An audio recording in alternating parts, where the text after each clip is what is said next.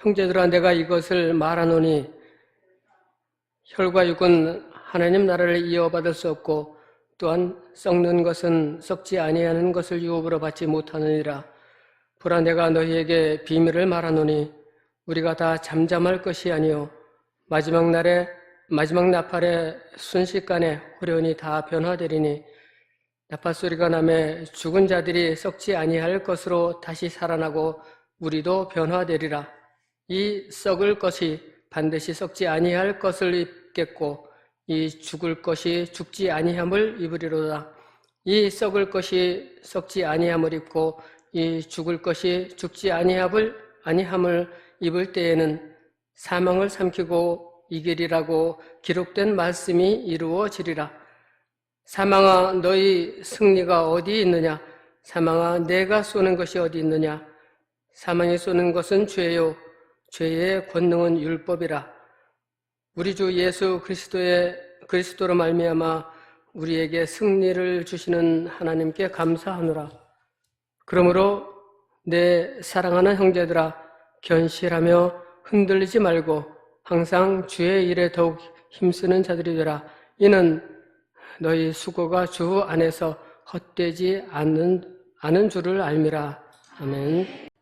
사회에서 유명한 인물 중에 한 사람이 있는데 아마 부흥 강사님들이 가장 많이 인용한 인물이 아닌가라는 생각이 듭니다. 그 사람은 우리가 너무 잘 아는 김익두 목사님이라는 분이 계십니다. 이분은 원래 출신 선분이 좀 남다릅니다. 소위 예전에는 이런 분들, 요즘은 뭐 고상한 말로 폭력배, 조직폭력배 이렇게 쓰지만 예전에는 직접적인 표현을 썼죠. 깡패. 그래서 아주 유명한 시장의 깡패였던 분이 바로 김익두 목사님입니다. 그분이 이제 전도를 받아서 복음을 받아들이고 예수를 믿고 회개하고 난 다음에 그분이 가장 먼저 한 일이 있습니다. 그 뭐냐면 부고장을 했어요. 부고장은 뭐예요? 내가 죽었다는 부고장이거든요. 그래서 사람들에게 부고장을 다 돌렸습니다. 그 내용이 뭐냐면 이런 거였어요. 깡패 김익두는 죽었다. 여러분 생각해 보세요. 이 깡패 김익두가 죽었다고 하니 시장 사람들, 그의 괴롭힘을 당했던 사람들이 어떻게 됐겠습니까? 환호성을 지렸겠죠. 와, 드디어 그 악랄한 김익두가 죽었구나 라고 가장 좋아했을 거예요. 근데 얼마 후에 그가 성경책을 듣고 들고 탁 나타난 거예요. 이 사람들이 경악하지 않을 수 없죠. 왜냐하면 죽었다고 부고장을 받았는데 살아 돌아왔으니 얼마나 놀랄 일입니까? 그래서 이제 쭉 얘기를 들어보니 그 사람이 예수님 만나고 변화됐다는 거죠. 그래서 지나가는 행인이 과연 이 김익두라는 사람이 정말 변한 거 맞을까? 그래서 이 행인이 그 김익두를 시험하려고 물 한 바가지를 쫙 뿌렸어요. 어떻게 됐을까요? 과거 같으면 난리가 났겠죠. 그런데 김익두 목사님이 물을 털면서 이렇게 얘기했다고 합니다. 너는 옛날 김익두가 죽었다는 사실에 감사해라. 그가 살았다면 너는 오늘 요절이 났을 것이다 라고 그렇게 얘기했대요. 이런 이 일화는 뭘 얘기하는 거냐면 그리스도 안에서 새롭게 태어났다는 것이 무엇인지를 아주 극명하게 보여주는 그런 말씀입니다. 그리스도는 이전에 내가 죽고 예수 그리스도를 통해서 새로운 존재로 거듭난 사람이 그리스도인입니다. 오늘 본문은 바로 이러한 변화를 경험한 성도들이 부활의 소망을 품고 이 땅에 어떤 자세로 살아가야 될지에 대해서 말씀해주고 교훈해주고 가르쳐주고 있어요. 그리스도인이 어떻게 살아가야 되는지. 특히 우리가 여기서 주목해야 될 것은 이 하나님 나라를 믿는 백성, 하나님 나라를 소망하는 자들이 하나님 나라를 가기 위해서 필수 과정이 있습니다. 그게 뭘까요? 변화입니다. 변화가 돼야 되거든요.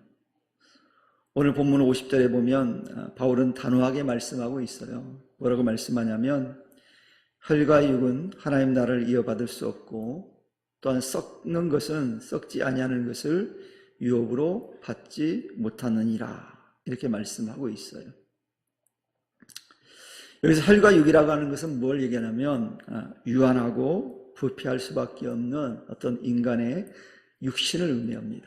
그러니까 우리는 다 썩고 부패하잖아요. 혹시 여러분 무덤을 이렇게 딱 이렇게 파본 적이 있으십니까? 없으시죠? 저는 그걸 해봤어요.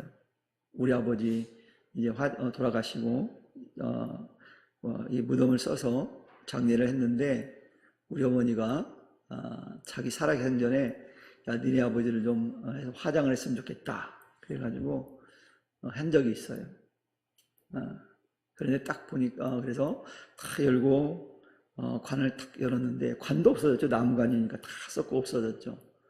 딱 보니까 뼈만 쫙 놓여 있더라고요. 신기하기도 그런데 머리카락은 그대로 있더라고요. 깜짝 놀랐어요. 머리카락이 고스란히 그대로 있어요. 장례 지냈을 때 그 관에 넣었을 때 그 모습, 그 몸 자세로 그대로 뼈가 그대로 내려 뼈만 남아있는 거예요. 이처럼 우리 육신의 몸은 다 부패해서 없어지게 되는 거예요. 그래서 우리는 이 땅에, 우리의 몸은 이 땅의 질서에 익숙해져 있잖아요, 우리가. 그러니까 이 땅에 사는 동안은 거기에 익숙해져 있어요. 그런데 이런 몸을 가지고는 영원한 하나님 나라의 삶을 우리가 영위할 수가 없거든요. 바뀌어야 되거든요. 그에 따라서 우리는 반드시 변화가 일어나야 돼요. 변하지 않으면 하나님 나라에 적응을 못해요. 누가 그런 얘기 하잖아요. 어떤 사람이 하도 천국을 구경하고 싶어, 지옥 갈 사람인데 천국을 하도 가고 싶다 그래가지고 보내줬대잖아요. 이 사람이 적응했을까요? 못했을까요? 적응을 못하더래요, 천국에. 왜냐하면 이미 준비가 되어 있지 않기 때문에, 변화가 되어 있지 않기 때문에 적응을 못하는 거예요. 그래서 다시 지옥으로 갔대요. 그러니까 변화가 안 되면 그 나라가 주어져도 갈 수가 없는 거예요. 그 예수님께서 그래서 니고데모에게 중요한 얘기를 하셨습니다. 뭐라고 말씀하냐면 물과 성령으로 나지 아니하면 하나님 나라에 어떻게 했다고요? 들어갈 수 없다 그랬어요. 거듭나지 않으면, 변화가 일어나지 않으면 하나님 나라에 들어갈 수가 없다는 거예요. 자격이 안 된다는 거죠. 반드시 그렇기 때문에 하나님 나라에 맞는 몸으로 우리가 바뀌어져 있어야 된다는 거예요. 여러분, 목회자에 따라서 교회마다 이게 특징이 다 다릅니다. 그래서 제가 아는 목사님이 열심히 목회를 잘 하시는데 그분이 늘 안타까워요. 어떨 때 안타까워하냐면 교인이 떠났을 때 막 마음 아파하더라고요. 물론 저도 아프죠, 떠나면. 근데 이유가 뭐냐면 그 교회 체제에 적응하지 못해서 떠나간다라는 거예요. 모든 성도들이 그 교회에 맞게 체질화가 돼 있는데 거기에 변화가 안 일어나니까 적응이 안 된다라는 거예요. 그 사람은. 적응하려면 어떻게 해야 돼요? 변화돼야죠. 변화돼야지 체질이 바뀌어야 그 공동체 안에 들어갈 수 있거든요. 여러분, 우리가 운동 경기 선수들 가운데 정말 좋은 팀에 실력이 좋아서 스카우트 된 운동 선수들이 있습니다. 근데 그 선수가 매우 실력이 뛰어나요.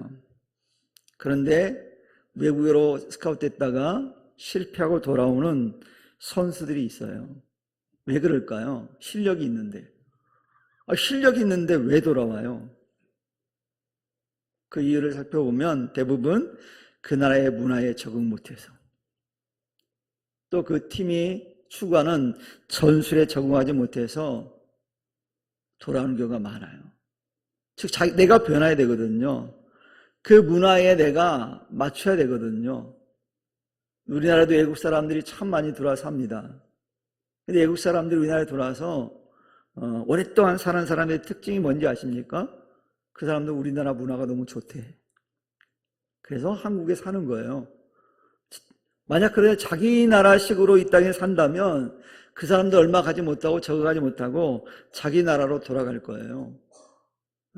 여러분, 가끔씩 우리가 방송을 보면 외국인인데 우리나라 사람들보다 어휘력이 뛰어난 사람도 있고 말을 참 잘하는 사람이 있어요. 언제가 어떤 연예인이 외국인이 와서 막 대화를 하는데 그런 얘기 하더라고요. 당신은 나보다 언어가 고급지다고. 분명히 외국 사람인데, 외모는 외국 사람인데 이 말하는 것이나 또 농담하는 것이나 오히려 한국 사람보다 훨씬 뛰어난 능력을 가지고 있어요. 그게 뭐예요? 완전히 변화가 일어난 거예요. 외모는 안 바뀌었는지 모르지만 습관이나 말이나 이런 것들이 다 바뀐 거예요. 변화가 되었기 때문에 이 우리나라의 문화에 잘 적응하며 살아가는 거예요. 근데 적응하지 못하면 어떻게 될까요? 실패하고 돌아가는 거예요. 그래서 우리가 이 결혼이라는 걸 우리가 남녀가 하잖아요. 근데 결혼하게 되면 남자 여자 집이 문화가 다릅니다.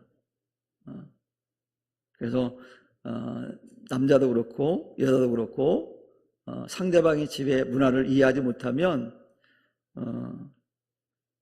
가정이 무너질 수 있거든요. 적응해야 되잖아요. 내가 바뀌어야 되잖아요.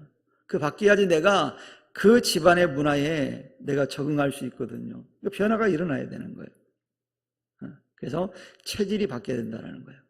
아무리 실력이 뛰어나도요. 그래서 그런 운동선수를 할지라도 그 나라의 문화와 전술에 적응 못하면 실패할 수밖에 없는 거예요. 우리 역시 하나님 나라의 백성으로서 그렇기 때문에 체질 개선이 필요합니다. 체질이 반드시 바뀌어야 돼요. 그런 이 변화 과정 속에서 쉽게 될까요? 이 변화가? 쉽지 않아요. 그래서 우리는 그걸 표현할 때 이렇게 표현하죠. 뼈를 깎는 고통이 있어야 된다. 그리고 수고가 있어야 된다. 그런 얘기를 합니다. 그래서 이 변화 과정 속에서 우리가 때로 뼈를 깎는 고통과 수고가 있어야만이 가능해요. 시편 126편 5절의 말씀에 보면 이런 말씀이 있어요. 눈물을 흘리며 씨를 뿌린 자는 기쁨으로 거두리로다. 이렇게 말씀하고 있어요. 그 얘기는 무슨 얘기냐면 변화를 위한 오늘의 수고는 절대 결코 헛되지 않는다는 거예요. 반드시 그 수고의 대가가 있다는 것을 우리에게 말씀하고 있어요. 그래서 여러분, 우리가 변화를 위해서 눈물 흘리며 씨를 뿌리는 수고를 해야 되는 거예요. 이 농부가 좋은 수확을 하기 위해서는 정말 그들이 열심히 농사를 짓거든요. 제가 농촌에 살아봤잖아요. 이분들이요, 새벽기도 제가 갈 때 그분들도 나와요. 때로는 저보다도 일찍 나올 때가 있어요. 언제냐면 여름에는 해가 일찍 뜨잖아요.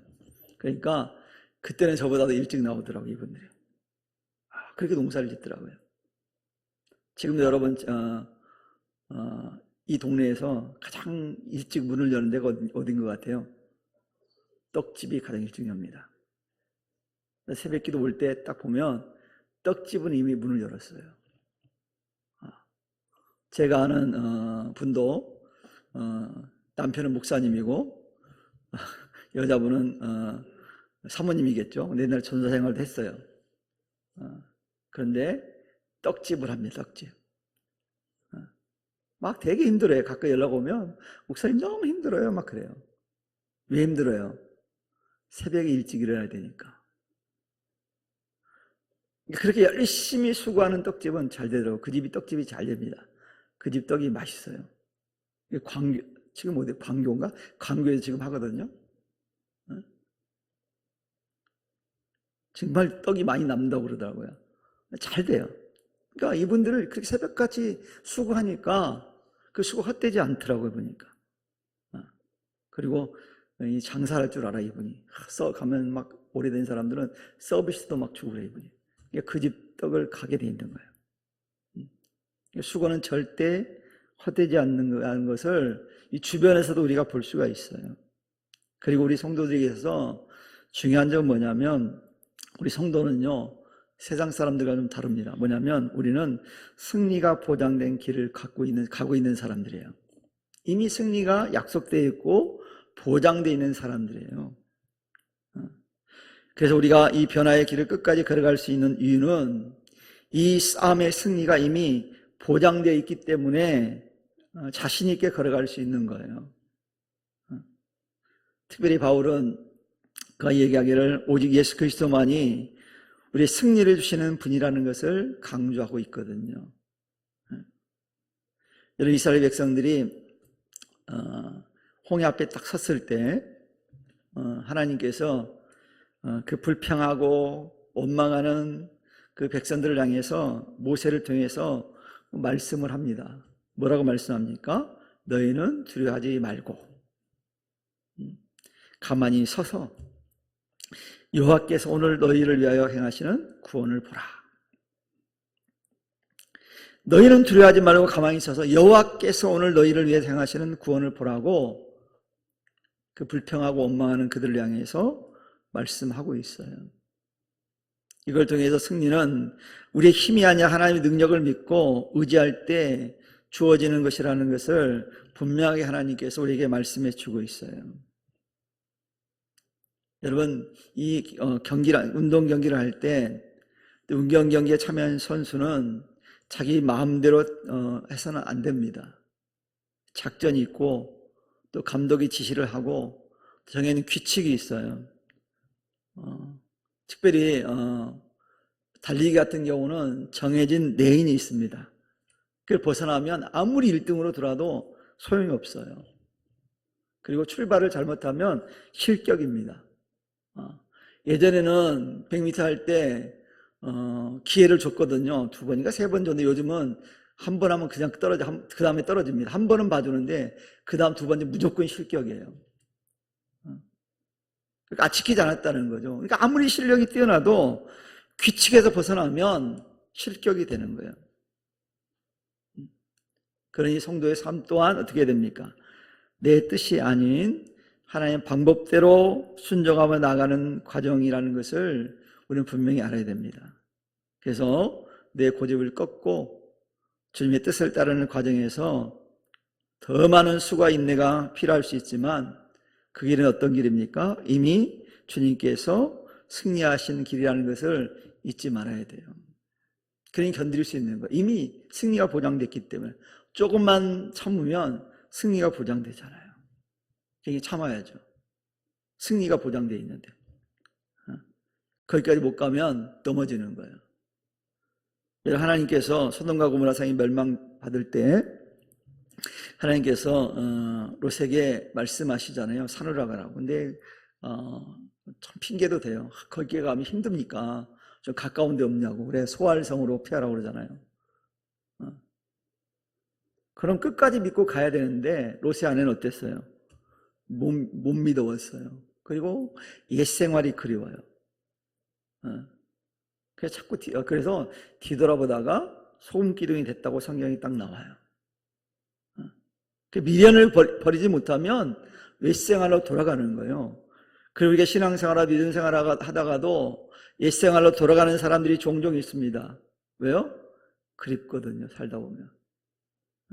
그리워지는 거예요. 자꾸. 그러면 승리가 보장됐음에도 불구하고 그 길을 멈추게 되는 거예요. 그러니 우리는 오직 주님만 바라보고 갈 수 있는 우리 성도 되기를 축원합니다. 여러분, 우리가 아는 길을 가면 두렵습니까? 안 두렵습니까? 아는 길을 갈 때는 두렵지 않아요.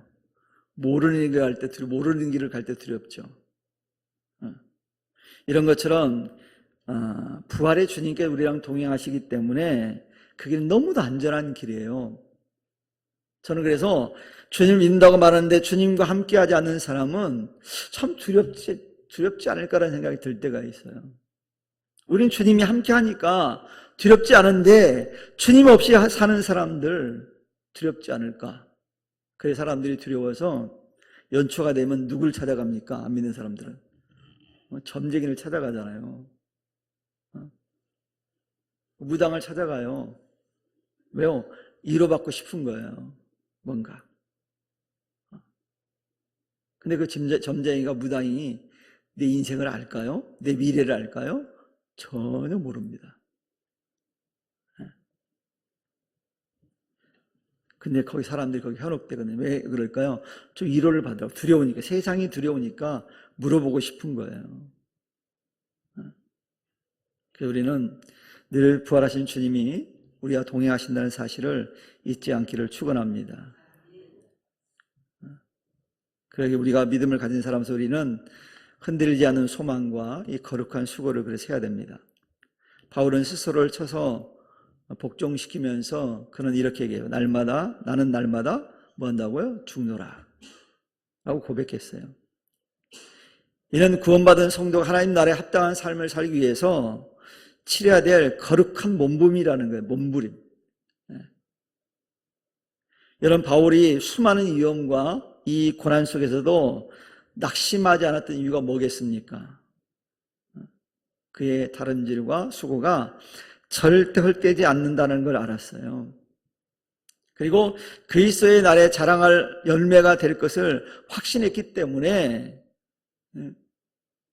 고난 속에서 낙심하지 않았어요. 열매가 있다는 걸 알고 있으니까. 그러니까 생명을 걸고 주님을 위해서 헌신할 수 있었던 거예요. 그 열매가 있으니까. 하나님께 반드시 보상해 주시니까.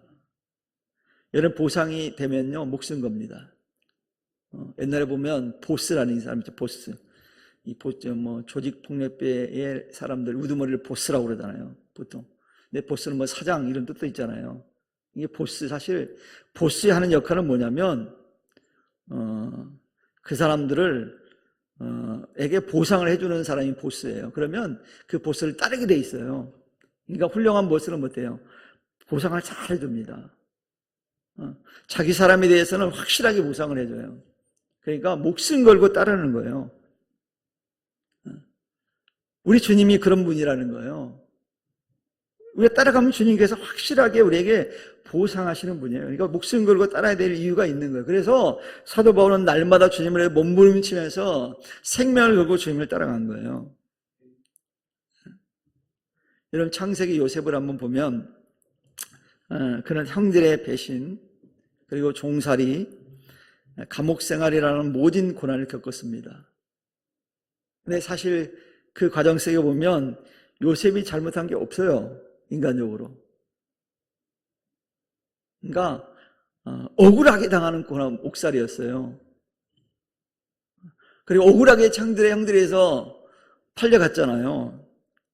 근데 그가 훗날 뭐라고 고백하는지 아십니까? 그 형들이 와서 두려워했을 때 그 형들에게 한 얘기가 있어요. 나를 이곳에 보낸 분은 당신들이 아니라 하나님입니다 라고 얘기하잖아요. 분명히 사실은 우리가 잘 알고 있듯이 형들이 팔았잖아요. 형들이 노예로 팔았잖아요. 근데 요셉은 이걸 잘 재구성했어요. 뭐라고 했냐면 믿음 있는 사람이니까 그는 이렇게 고백한 거예요.